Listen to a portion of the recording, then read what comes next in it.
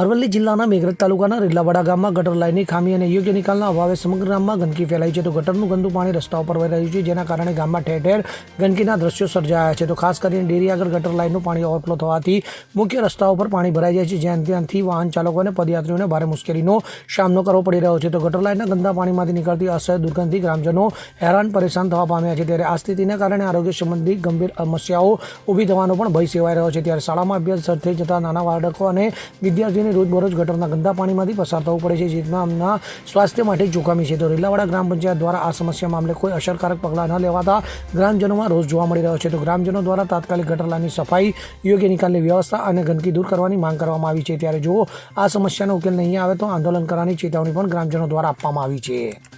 Bureau report, CN24 news. હવે જુઓ દેશ દુનિયાની તમામ ખબરો તમારી આંગળીના ટેરવે. ઉઠાવો મોબાઈલ અને ગૂગલ પ્લે સ્ટોર પરથી ડાઉનલોડ કરો અમારી CN24 ન્યૂઝ મોબાઈલ એપ.